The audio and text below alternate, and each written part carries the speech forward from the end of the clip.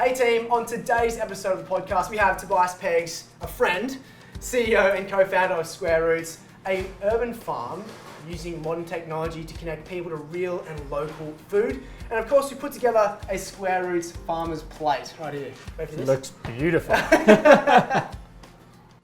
On today's episode of the podcast, I have a very close friend, but also someone who's definitely an expert in their field. We have Tobias Peggs, co-founder and CEO of Square Roots. My man, mate. Welcome to the show. Thank you. I'm so excited about today. Mate, it's awesome. I love the fact that I get to connect with people who are like-minded but doing phenomenal things, and then being able Who are to...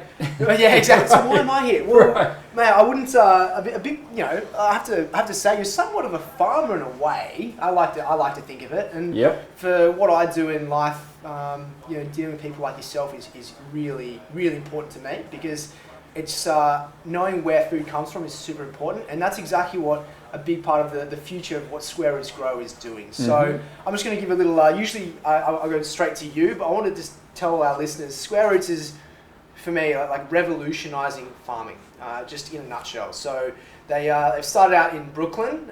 You have created an opportunity for young, really, really charismatic people to create their own businesses in shipping containers, and you're doing it in a way that then supports so many areas of life, whether it be sustainability, optimizing, most importantly for me, flavor, and I think it's really cool. When I took my visit to Square Roots, and I was opened up this shipping container, and inside was this array of green, reds, beautiful colors, these leafy greens, and the taste of these ingredients was phenomenal. So much so that we're now looking here at some beautiful basil and some mint, which we're going to work with today. But I just love the fact that Square Roots does two main things. It's showcasing a way to make urban farming a real thing, and supporting the creation of businesses for young people, and really funneling them through the right channels. We're going to hear more about Square Roots from your perspective, but I want to start up with you specifically, Tobias. So, mate, Sure. You've had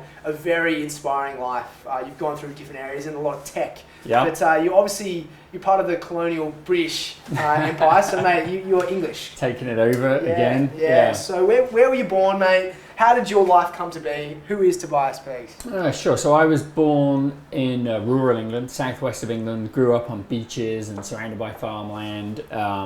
We thought we were a million miles away from the big city of London. I moved to the US probably in my late 20s and sort of got a different sense of scale. Right. Sure. Yeah. I grew up 3 hours from London. That is like as far away as you can get in the UK. Yeah, definitely. Here you can commute to work for 3 hours, right? It's kind of crazy. Listen, I grew up, as a sort of child of the 80s and 90s. I started my career as the internet was becoming a thing. I always joke I went to university without an email address because they essentially didn't exist for normal people, right? And when I left university, the first thing I did was set up an internet company. Like I was right there in the middle of all that craziness. And, pretty soon came to the US, chased the Silicon Valley dream, built internet companies in California, and on the East Coast in New York, and a couple of hops and steps along the way, and now, to your point, I'm now a farmer. Yeah, that's a massive nutshell of a story for what you've actually done. So some of these companies, I think, when I look at what you've done, and when I very first sat down with you, you are the epitome of what a business is all about, in solving a problem. Ultimately, Square Roots Grow. If I said to you, Square Roots is, what is the problem you are solving? What is the problem? Yeah, I mean, basically, we have to change the food system for the whole planet, right? The way that we source our food today, the industrial food system, is a disaster. The food is shipped in from the other side of the globe. We've got no idea where it comes from. There's no connection with that farmer. As the food travels across the globe, that takes time. All of the nutrients in those foods are just breaking down into sugars. Basically, what we eat is high calorie, but low nutrient. It is making us fat. It is making us sick. It is also destroying the planet, right? Industrial agriculture is responsible for 30% of greenhouse gases. It's crazy. So the whole system's got to change, right? And so what we're trying to do is change that and get the world onto a local, healthy, sustainable food system But of course, we have to do that at a global scale.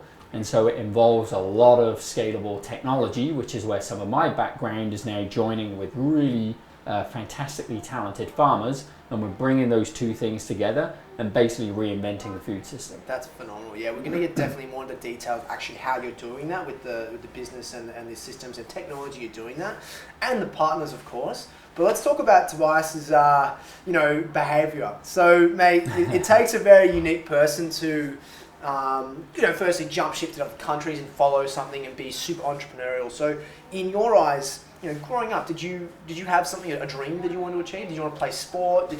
Yeah, it's a great question. I mean, so my mother and my father both ran small businesses, right? So I was always around sort of that entrepreneurial spirit, if you like. Kind of you see the emotional roller coaster that you go through, when you're running a small business. For me, growing up, I was a big sports guy. I'm English, right? You cut me, I bleed soccer. I just played, football and, wanted to be a professional soccer player, right? And probably still did until I was like 35. Yeah, exactly. You always want to make that happen. So I played a lot of soccer. Later in life, got into triathlon. At university, I was, pretty competitive athlete there. I'd always been kind of sporty, right? And I think through sport, I had a basic understanding, therefore, of nutrition, right? If you're going to go out and do a triathlon and you're going to, bust your chops for 5 hours on a, hot day in a race, like you've got to make sure that the fuel that you're taking in is, kind of nicely balanced and is going to be good for your body. So I wouldn't say I was a crazy nutrition nut, but I knew enough about how to source high quality foods and get the right fuel for my body to go through those big sporting endeavors. Unreal, man. Yeah, it's interesting how the connection between reality of actually what we're doing comes back from a personal motivation. So for you, you obviously were interested in looking after yourself, and so you found the best ways to do that through obviously the right forms of nutrition. Yeah. And then so what took that from you seeing that aspect, and then obviously the entrepreneurial aspect of you from your being around your parents, but then wanting to do it from impact a global scale with Square Roots. Sure. What led to that? Yeah, I mean, I think, this is my fourth startup company now, I think fourth. One of the companies that I had previously was a completely different universe. It was a very early social media analytics company, right? We were watching what people were saying on the social web and providing sort of interesting targeted content to them, very kind of high-tech thing that got acquired by Walmart, of all people. When these tech acquisitions happen, you often go work for the acquiring company for 12 months, right? So I worked in Walmart for 12 months. And while I was in there, to cut a very long story short, I ended up studying global grocery buying behaviors. And what I saw at Walmart scale, right, they got 300 million customers all around the planet buying food, and it blew my mind, right? I could see people wanting food from all over the world, right? People in the UK adding bananas to their shopping list, right? And I was like, okay, well, I grew up in the UK. I know they don't grow bananas in the UK, right? Where did that food come from? Where was it shipped from? And I could see this map of food just flying all over the world. I was like, this is insane. Because, the little I know about nutrition says, if that food has been traveling for weeks to get there, the nutrients are broken down, right? So what's the quality of the food like at the end of that chain? And then you start to think about the impact on the planet, right? Well, how much does it cost to transport this food, and what is that doing in terms of, just the environmental impact of all that transport? And so I started thinking, listen, people want food from all over the world. We can't change that. But what if we could replicate the growing climates from all over the world, but do that in your own backyard? And could you then grow food from all over the world, but do it in the same zip code as the end consumer, right? So you can give these people food from everywhere, which they want, but it's now grown, in the same mile, right, as the supermarket that they go buy it at. And then you can get food from farm to shelf within 24 hours of harvest. The food is fresh. There's very little impact on the planet, because literally you can just jump on a bike and cycle down the road and take it to the retail store, and there's no impact on the planet. The quality of that food is so much better. So that was kind of the aha moment for me, and I knew at that point that the next company I went and built had to go and make that kind of dream a reality. That's awesome, man. I love the fact that you're you're motivated purely because you see something that he generally has an impact on, and you want to be a part of that, and you're at the forefront of that. Like I remember the first time I heard of what, essentially was introduced to you and heard what Square Roots is doing, and I think that is ultimately, obviously you have a product, but it's more than that, because you're actually creating a realization about our planet, and that's the underlying message I think a lot of people forget when a company is doing something. There is maybe the impact on a small scale is the product and what it does, but on a bigger scale, it's like saying, well, hang on, this is what we need to be doing now to making sure that we actually look after our planet. Unfortunately, with, as you just spoke on earlier, mono-agriculture, industrialization, all these things that have taken place to really weed us of flavor first and foremost, but ultimately nutrition as well. The way of the future, in my opinion, is working with companies like yourself who are making sure that, firstly, nutrition is ultimately at its peak, and creating ways that is still motivating for us to want to endorse this long term. And that's exactly what you guys do. Yeah. I think that the term that we use internally is doing well by doing good, right? We are here to build a big billion-dollar business. There's no doubt about that. Of course. As we do that, there is a responsibility or an obligation, I think, to do that in a way that is better for people, better for the planet, right? And those things should be better for profits. And I think especially like the Generation Z consumer coming in, they just don't want to buy product anymore. They want to buy product with a purpose, right? And they want to understand how this is positively impacting the world. And I think the big companies that are being built right now have all got that, double bottom line view of the world, right? Do good, but do well, and combine those two things together. Yeah, no, 100%. I think I know it every day when I see people, and Charlie Street is an example of that. We want to support all the farms that we work with for the reason that people need to know where their food comes from, and for the same reason it helps generate more awareness for what you guys are doing, which is ultimately giving back to the environment. As any company grows, their underlying message to what they actually are there to do grows. Yeah. So if you are, if you're in just New York, you're going to have an impact in New York. If you're in 8 different states around America, you are starting to have a national impact. That's and eventually right. Being global, it's like, yeah, you have a valuation of $1 billion, but ultimately you have a major scale of impact in education, which is really awesome with what Square Roots does. Thank you. So I love reading, and a lot of people I read from are looking at over time things like, one of my favorite books that I'm reading right now is Songs of the Great Blue Ocean, and then Third Plate by Dan Barber as well. These are really good books that talk about like the next, what the next 50 or so years looks like. And hydroponics has become a very common debate with a lot of people. I'm all for the idea of creating an optimized ingredient through different spectrum. Actually, let's talk about this for a second. Sure. Actually, so I love the fact when you open up these beautiful shipping containers and see leafy greens, you also note there's a specific color spectrum. Let's talk about that technology. Yeah. Okay. So so what we've done is we've built farms inside these refurbished shipping containers, right? So it's a 40-foot long container. That was going to be used for what? Well, I mean, we sourced. I mean, it's a beautiful story actually. These shipping containers were built to transport food from China to America, Fantastic. Right? Yeah. So let's repurpose that for a much better thing, Love right? That. So we literally build the farms inside these shipping containers. To your point, inside these farms, then we basically recreate climates from around the world, right? So if you're a chef, you want some basil, right? We will come and say to you, where is the best basil in the world? Right, and you're probably going to say north of Italy, Tobias, right? North of Italy is where it's at. So what we do is study the climate in the north of Italy, and we'll learn, okay, what is the temperature in the north of Italy? What is the humidity level? When does the sun come up? When does the sun go down? What's the CO2 level? What are the nutrients that are in that ground?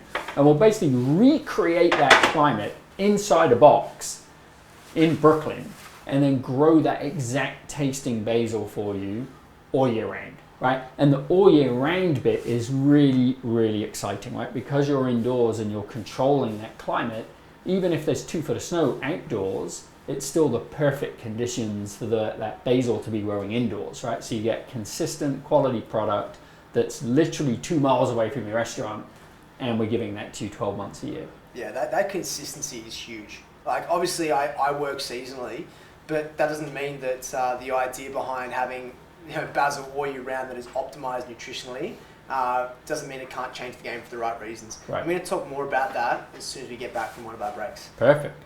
Tobias, we're just talking about the technology behind what Square Roots does and allowing optimizing nutrients and ultimately flavor all year round. What are some of the other things that look big picture when it comes to Square Roots in terms of obviously sustainability, capturing different leafy greens at different stages of life? What are the things that Square Roots doing that really are above beyond anything you can see? Yeah, I think you mentioned earlier, right? You have a business in New York, and that can make an impact here in the local market, right? So the next thing that we do is take this national. So we just made a big announcement. Actually, we're working with a very large food distribution company called Gordon Food Service, headquartered in Michigan. Fantastic. They operate 200 distribution centers and retail stores all across North America. And we're now building Square Roots farms on every single one of those, right? So the idea now is that we can bring locally grown food to people in the city, but do that at a national scale, right? So that's absolutely huge. So you're essentially a farmer across the nation. Yeah, I mean, the whole idea here was how can we build a local farm, but do that at a global scale? And it sounds like impossible to do, right? But when you've got this technology, this modular technology, that means we can literally drop a farm into a new city like Michigan. We walk into the farm, press the basil button, right? The farm configures itself to the optimum climate to grow basil, and you can guarantee that consistent quality in any other market. Once you're there, you can then put these farms literally anywhere across the planet. Yeah, it's absolutely brilliant. I love it for a number of reasons as well, because as a young chef, I kind of relate to like some new innovative technology, right? Not that I actually am the person doing it, but when I see it, I'm like, hell yeah! Like, unfortunately, farming isn't exactly the most appealing. I guess, well, for me it is, but for the generic public, farming is not that appealing to do. Being out in somewhere rural, it's hard work. Yeah, it's a lot of hard work. You've got to buy land and do all your work on that. Yeah. What you're doing is you're actually ticking a few boxes. You're bringing back farming in a new age for the farmers as well. So you have these young hip farmers keen to build a business, and then also knowing that they're creating an opportunity for education. So they're actually having an impact on people, and then learning as well. So. Square Roots is great because not only are you actually doing the side of having impact on the community and the planet ultimately, but on a side project you're also helping an individual grow their own business. Oh yeah. So let's talk about that. So when people think about how bad the industrial food system is, they'll look at pollution and pesticides and runoff and bad nutrition and all of this. There is another problem that doesn't get as much airtime as it should, which is the average age of a US farmer is 57 years old. Wow. And so there is a demographic time bomb that's about to go off. Like, who the hell is going to grow all the food when those people retire in 5 years, right? There's a massive problem. So we've got to get more young people into the industry. And to your point, they don't necessarily want to work, in a big industrial farm in the middle of the country, right? They want to be in Brooklyn and surrounded by technology, and it's got to be cool. And so what we've done at Square Roots is set up what we call the Next Gen Farmer Training Program. So it's a 12-month program. Young people can come in and work with us at Square Roots. They don't have to have any experience in growing. They just need to have the same belief that we do, that we've got to change the food system, and they want to be part of that mission. So we then basically give them a farm, surround them with our technology, training, tools, insights, and get them from having zero experience to being a really, really, really good farmer in about 4 weeks. Like almost no time at all, right? That person then stays with the company for 12 months. They grow a ton of food. We sell a ton of food. That's how we make money and pay for the training program. In addition, during those 12 months, we also provide very structured training for them on entrepreneurship frameworks, on community building skills, on marketing and positioning and the ins and outs of a P&L and everything that you would need to learn, such that when you graduate from Square Roots, you're now in a position to go set up your own company or have an awesome career or even join us, right? Obviously, as we're scaling. So yeah, you're right. We're growing food, but we're also unleashing the next generation of leaders in the food industry as we do it. Mate, this is exactly why, my personal brand and why Charlie Street is something I proudly want to be associated with Square Roots.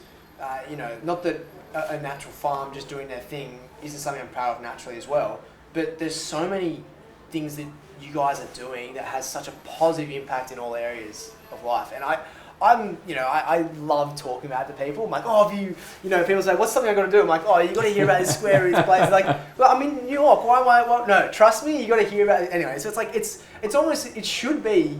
It would be awesome for Square Roots Minds to become like an educational centre, even aside from what you guys already do. Yeah, I mean, listen, we're a small startup company, right? The whole company's like 20 people. You got to, be very focused as you do that. But even today, right, we open the doors once a month. We have open house farm tours. We get a couple of hundred people show up, and we'll have that educational component, right? We'll explain what's going on with the technology. People can talk to the farmers about what it's like to be a farmer for a year. And I think, honestly, the thing I get most out of those events is the fact that when you come, you also get to meet 200 or 300 other people in this city that are really jazzed about the idea of growing food in the same zip code as where they live. And you can see that this is a movement, right? This isn't a little hipster niche thing. This is a absolute mega movement, and that's so exciting. Yeah, man, that's it. And you feel like you're at the forefront of it, right? Well, I mean, I think we're maybe the hub, I would say, right? I don't know if we're at the forefront, like there are a lot of brilliant people thinking about this. Well, but I can say you're at the forefront. How do they get connected, right? I think what Square Roots does is connect those people, right? And if we can bring people with different thoughts and different expertises and different angles on how to solve the system, and we can act as that hub to bring them together, then we've done our job. No, absolutely. You're British, I'm Australian, we know that we don't talk ourselves up. I think what you're doing is absolutely phenomenal. I think it's really cool. And I think a lot of people can learn from, aside from what they're doing, thinking about what they're doing that's actually giving back in some way. Like, I don't want to continue using Charlie Strick myself, but ultimately we want people to be educated behind what they eat. Mm-hmm. And so for every bowl that goes out, every plate of food, we know that they're looking at their food, it's super colourful, knowing it's fresh. Oh, now I maybe start to second think about where their food comes from. Exactly. And so that's something that I think, using what Square Roots does is an inspiration behind that, as I said earlier. Yeah. You are selling a product, but that's not the overall arching thing. You need to sell product to survive as a business. Right. But if you do that, knowing people pick up a packet and now know where everything's growing, what time of day, where it is, the line, I think that's incredible. Which is actually you're touching on now, isn't it? Yeah, and I was going to say also from Charlie Street, people can literally jump on the subway and be there in 15 minutes, right? I mean, it's literally down the road. Exactly. But yes, in terms of that transparency, right? How do we tell the story of where that food comes from? So on every package of Square Roots product that you can buy, you go to a supermarket, you pick up a package, there's a QR code on the package now that you scan with your phone, and that will show you the complete story of where your food come from. That's awesome. Where were the seeds sourced? What farmer seeded them? What did this food look like yesterday when it was still on the farm? Who packaged it? How did it get to the retail store? It's total transparency, a total timeline from seed to shelf. And ultimately, you're building trust. You're building trust with the consumer, not for the purpose for yourself, but people to realize that they can then trust you to know that when you're educating them on something else, they can believe you, which is great. I think that's right. I mean, you do see a lot of companies, say, trust us. Yeah. I don't think trust is like an instruction. Nah. Trust has got to be built. And so our job is, listen, we'll give you the information and you're smart enough to figure out whether you trust us or not, right? Versus a competitor. So it's all about just being transparent. Definitely. And just to be transparent about trust, I'm now currently making a beautiful little mint oil. And this is, this really showcases how simple ingredients, packed full of flavor, are all you need when it comes to cooking, because I have extra virgin olive oil, quality extra virgin olive oil, and mint. That is it. And this mint is from Square Roots, and I've only just plucked a leaf off from the actual stem, and as you do that, it bursts from the natural oils, and aroma it's the kind of thing that I would put on my neck and be happy with, that my girlfriend would come home to. I had no idea you were going to say that. You don't know how happy that makes me. The amount of effort we put into getting the climate right to promote the oils in that leaf, it was wild. And so to hear someone like you it's so oily, it's like, oh, beautiful. The work we've done is working. That's awesome, man. I know how sometimes the subtle things that people don't realize, you're like, you have no idea how much that's right. But so guys, I'm just doing a really simple oil here to start our lovely little harvest dish. So I've just got extra virgin olive oil on a low heat, and I've just added mint to it, and that's all it is. So obviously using a very high quality, impacting, flavorful meat that's grown so locally that I know the nutrients and the flavor is epic. All you need to do is just set that aside for 30 minutes, and it just kind of changes the way that you can drizzle oil over any form of salad, bowl, on your eggs in the morning. And I'm just going to let that sit aside.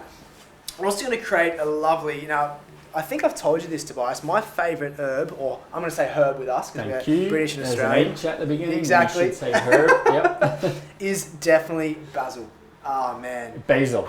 Basil Come or on, basil? dude. Oh, my bad, right? Oh, yeah, yogurt? Do I need to say yogurt as well? Yeah. Yeah, so I think, basil, particularly from Geneva, pasta genovese, pesto, it is the most natural. This thing is so sweet. Mm-hmm. It is, I'm just not even tasting it yet. It's got this beautiful aroma. And when was this picked? When did I get that? I got this today. We would have picked it last night. Yeah, there you go. So last night, 15 minutes, on the train, and it's just here. That's How good's right. that? And that's what you're looking towards for the rest of the nation and the globe, right? Correct. Yeah, you build those farms inside every city, and then you can do that hyper-local distribution. Oh, that's awesome. Even if you're visiting New York for the first time, or even any time, make sure you get out to Square Roots for sure. Let's talk about just the business side of things, man. So when you came up with the idea, was it I just want our listeners to know, being involved in the tech side, you're obviously understanding scale, business at scale. Did you do a seed round? Did you do a Series A?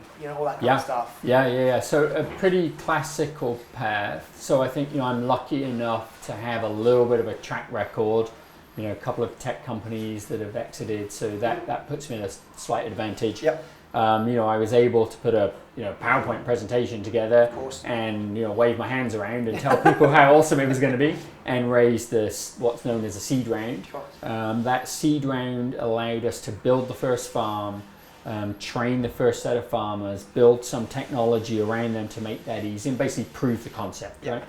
And then once you've proven the concept, we then raised a second round of funding, and that got us to the point where we were able to prove that our technology platform could scale nationally, and that's now the path that we're on. So how long did that process take? Was that a couple of years? So I probably came up with the first sort of idea for Square Roots with my co-founder Kimble maybe 3 years ago from today, I guess. So we probably kicked it around for 6 months before we had a pitch deck where I was okay, this is how it's going to work. Yeah. Typically a fundraising process is going to take you 3 months.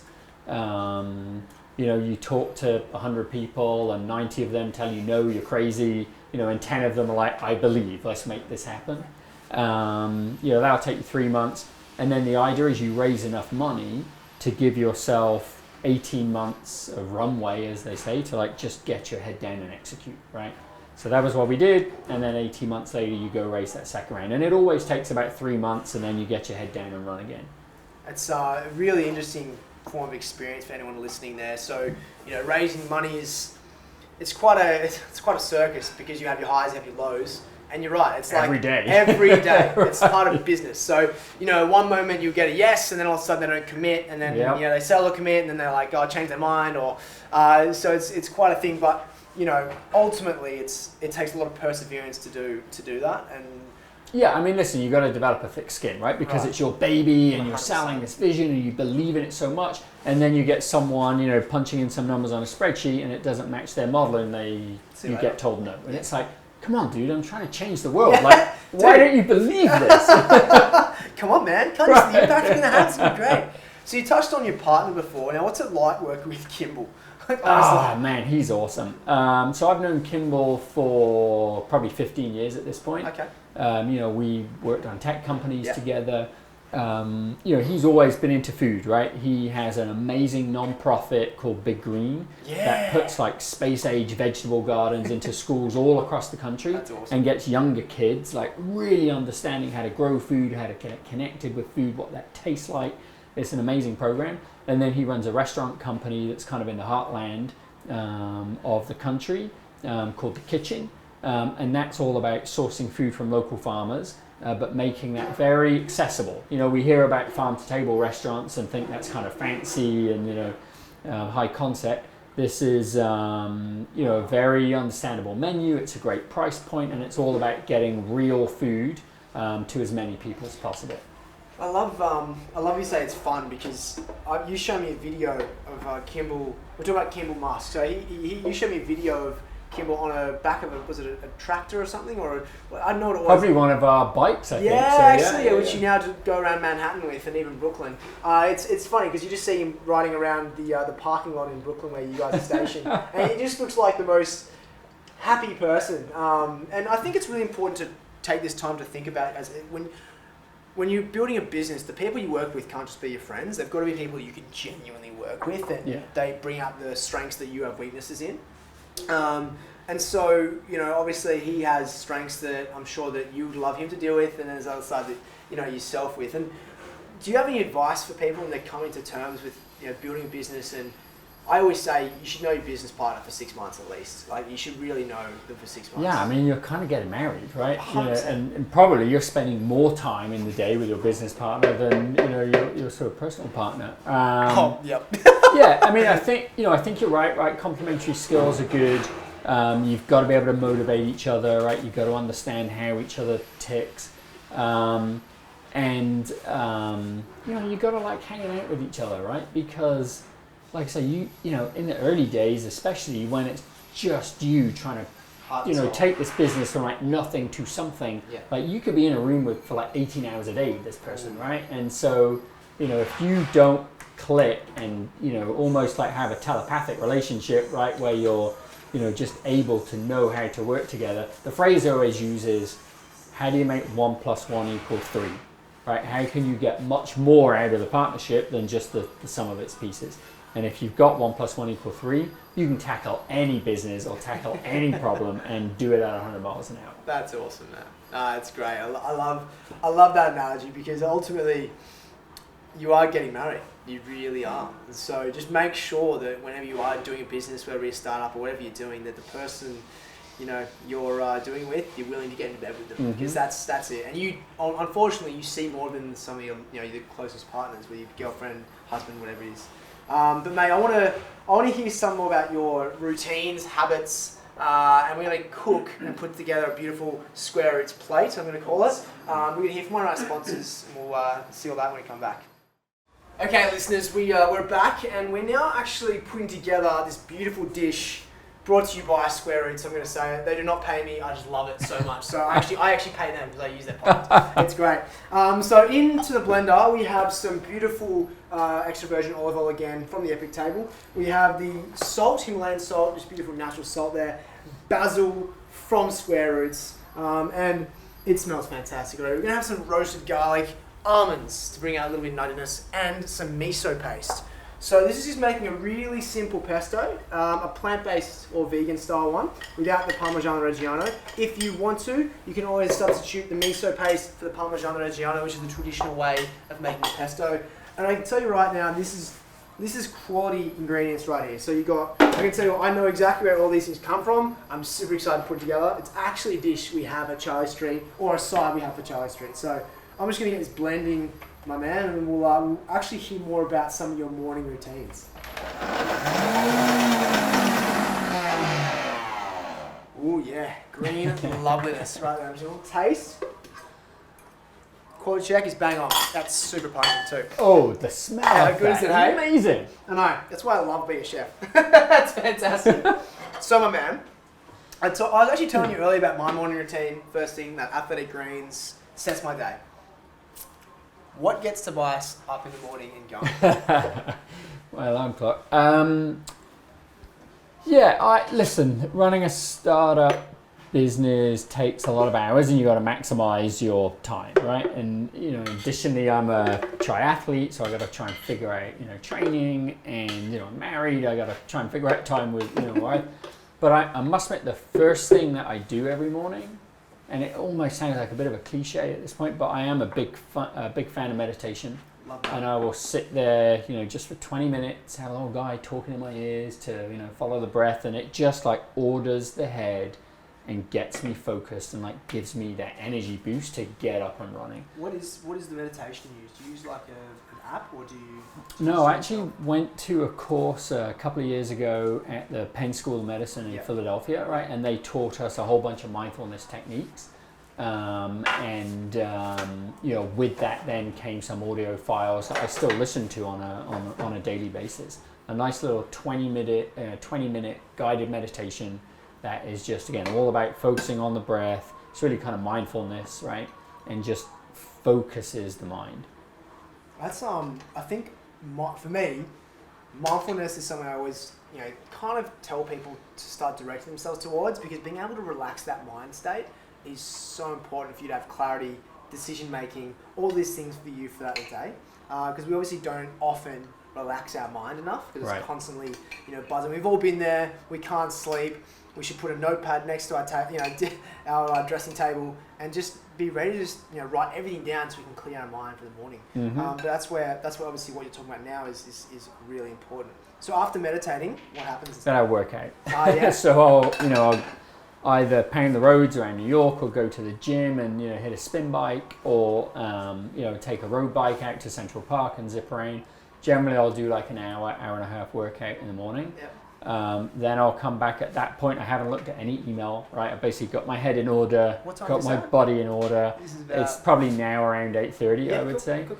And at that point, I'll see what the world is saying, right? Yeah. And so, I will start work at 8:30. Generally, I like to get like an hour's worth of work done before I head to the farm. Yeah. And then, once I'm at the farm, then there's a team of 30 people, right? And I think it's that kind of morning routine that gets me in the right shape so that I can be present and as helpful as possible to that team, right? And as the CEO and as the founder of a company, like, that's your job, right? You're there to create an environment where other people can be very productive and very successful. And I think if you don't look after yourself and show up, the best version of yourself every day, then you're kind of selling your teammates short. And so people will often ask me, how the hell do you find time to meditate and work out? You're running a startup company. And my answer to them is, if I didn't do that, I would probably be really terrible at running my startup company. So this is the way to get more out of me so that I can give more to my teammates. The perfect example of what the success of a morning routine does. Essentially paying respect to yourself and doing your you time, the things that allow you to be feeling structured in a day that is going to be unstructured. You have that one thing that allows you to do you. Correct. That's awesome. Yeah. That's unreal. Mate, my favourite question though is, if Tobias was a food, an ingredient, a meal, anything, what would you be and why? And I definitely know the kind of area of life we're going to go towards here. I feel, at least I do.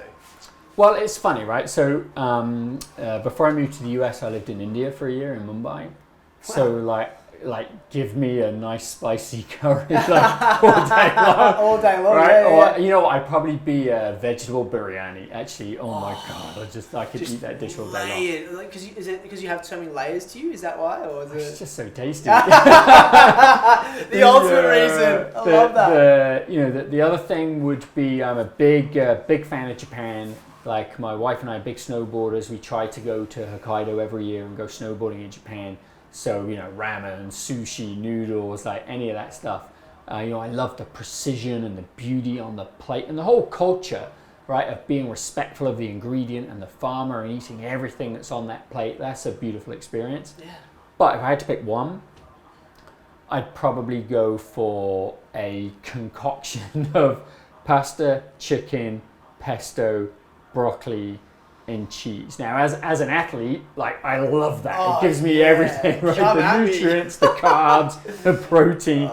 As someone who's not particularly dexterous in the kitchen, it's also super easy to do. 100%. And I'm sure, I should probably talk with you and figure out how to elevate that experience somewhat. Are you roasting the broccoli? How are you doing this? Oh man, I'm embarrassed to even talk to you about it, right? Well, we're going to. This is recorded. I want to hear, how does Tobias make his chicken pesto pasta? Oh my God. All right, so the chicken I'm doing grilled, and then I'll chop that up. Maybe if I'm feeling really flamboyant, I'll kind of, get out there on the grill and, give a little bit of sear.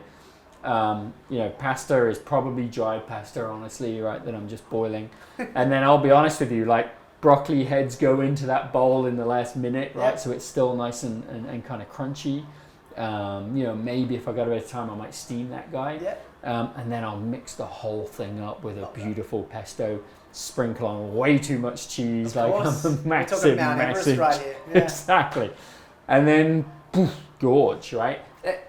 And it sounds gross, but like if you're doing that, the night before a big race, oh my God, nothing feels better. Yeah. The best feeling in the world. Oh man, I'm getting hungry. I do actually have a few things I reckon you could do to adjust that. I'm sure. Right. So I reckon a couple ways. I love the idea of simple grilled chicken in a pasta. I love that. You could also slow cook a thigh, like just poach it in a chicken stock, and then just pulls apart and it kind of goes well. Sounds great. Yeah, and all you have to do is just kind of get thigh without the skin, chuck in a pot of low simmering water for like 45 to an hour, and then it pulls off. And you could do that by adding garlic, thyme, rosemary, if you really wanted to. Yep. Then you can also roast your broccoli because it gets a little crispier, and just chuck that in the oven for the amount of time. It takes like 20 minutes. A little bit of olive oil, salt, pepper, boom. And then you can just toss that together at the end, and it's already cooked. You don't have to steam it or anything. Yep. And ultimately everything else I wouldn't change. Pasta, little pesto. Hell yeah, go to the Mount Everest of Parmigiano Reggiano. Mate, I love hearing that. You never know, I may actually put that together with you. In the studio kitchen, we'll have my that. wife laughs so much at me for my like terrible dish. She calls it like the Toby dish. She's like, she doesn't want anything to do with it. So to hear a chef say, I might do something with that, put it on my menu, that would be amazing. Dude, my nostalgic dish is spaghetti bolognese. It's what allowed me to... Beautiful. Oh, mate, honestly, it's like... And it is more precision. There's a specific one that I'm talking about. We're talking a dish that over years with my family would be critiqued, and so that's what I love about cooking and brought me together. And so... two-pronged approach. It is the most amazing dish I'll have for the rest of my life, but also it's got a lot of sentimental value. So What's wrong with having a beautiful nostalgic pasta? Like, I'm running the marathon this year. I know there's going to be that pasta and your pasta on my weekly routine. We'll have a pasta party. Let's do it. Everyone loves a pasta party. Mate, okay, that's great. So one of my biggest philosophies is about controlling the controllable.